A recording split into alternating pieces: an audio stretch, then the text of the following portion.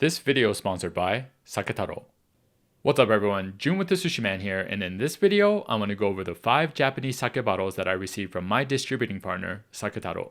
If you watch my unboxing video, then basically this is a continuation of that. I've had time now to try all the sake and pair it with different types of foods, and I want to let you know what I think of each of them. So that way it gives you a better idea of which one you might like. So without further ado, let's get right into it.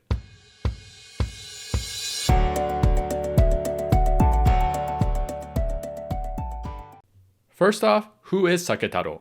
In case you don't know, Saketaro is a sake distributing company based out of California. They have hundreds of premium sake imported from Japan that you typically don't see at regular retail stores, and they ship it right to your doorstep. So if you're a fan of sake or want to start experiencing the world of sake, then make sure to check out the link in the description.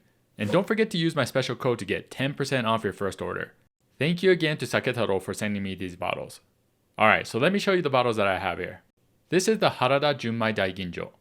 This one's called Nanbu Bijin Tokubetsu Junmai. This right here is Abe Junmai. Kikusui's Nigori sake called Perfect Snow. And lastly, this one here is called Ryo Junmai Ginjo by Chiyomusubi.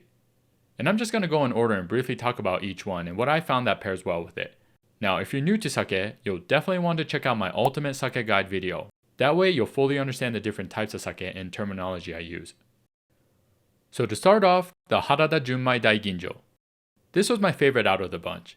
It's a Junmai Daiginjo, which means it's the highest level of premium sake, and its rice polishing ratio is at 50%. It's made by a brewery called Hatsumomiji in Yamaguchi Prefecture. Besides it being a Junmai Daiginjo, it's also Muroka and Genshu style sake, which means it's unfiltered and undiluted. Not like Nigori sake though.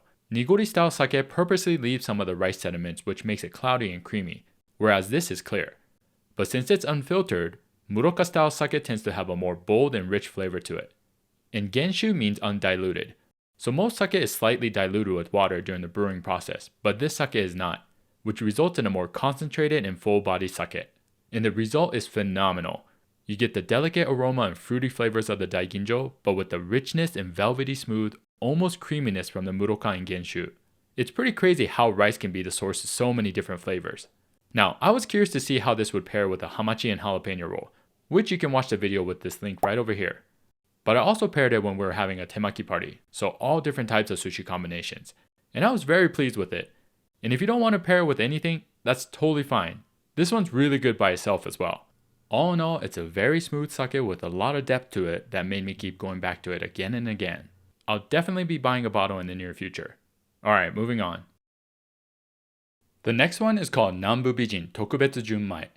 Nanbu Bijin means southern beauty, and this sake comes from Iwate Prefecture, which is located in the northern part of Japan.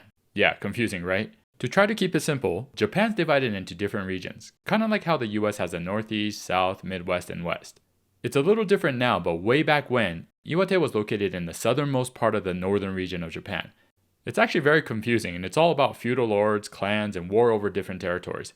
So who knows, maybe Sanada Hiroyuki will produce a Netflix series on it. I'm telling you, that guy's in everything. Anyways, it's a Tokubetsu Junmai, Tokubetsu meaning special. Most likely because the rice polishing ratio is at 55%, which means the rice is polished down more than your typical Junmai sake. What's cool about this sake is that they source everything locally from their small town, so the rice is grown locally and they use local water as well. It was awarded the IWC Sake Champion back in 2017, which made it famous in the sake world. Taste-wise, it's very smooth, clean, and extremely versatile. It's an easy one to recommend to anyone that's looking for a high-quality sake that can pair well with all different types of foods. A perfect introductory bottle into the world of premium sake.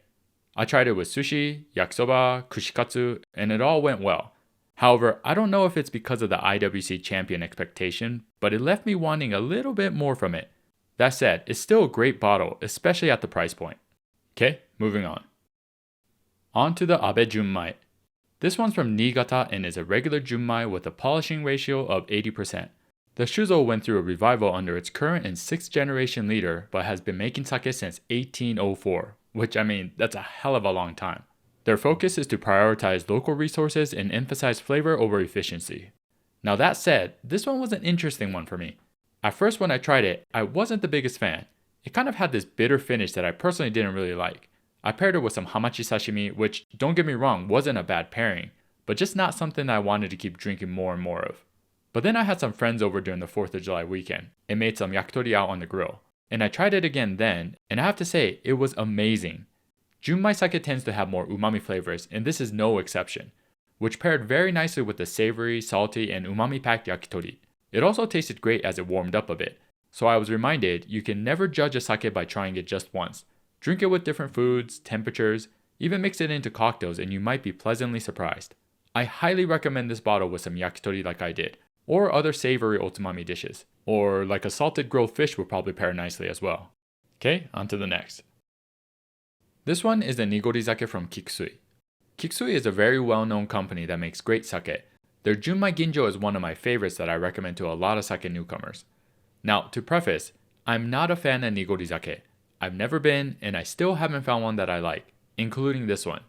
Nigori sake is often referred to as unfiltered sake, but it more so translates to cloudy sake, and it is actually filtered, just very coarsely.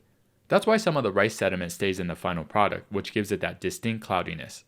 Now, I've never had the desire to try too many Nigori sake because most of the ones that I've had are super sweet, and I'm not really a fan of sweet alcohol.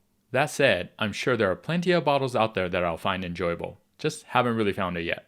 So if you have a good Nigori recommendation, then definitely let me know. Alright, on to our last bottle. This one is called Ryo Junmai Ginjo by Chiyo Musubi.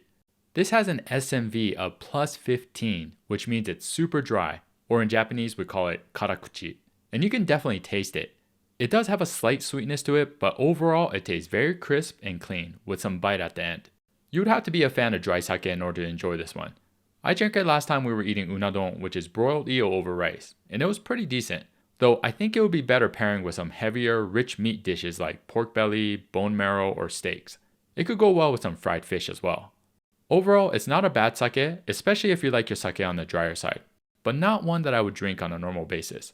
Though this small bottle makes it convenient if you're drinking on your own.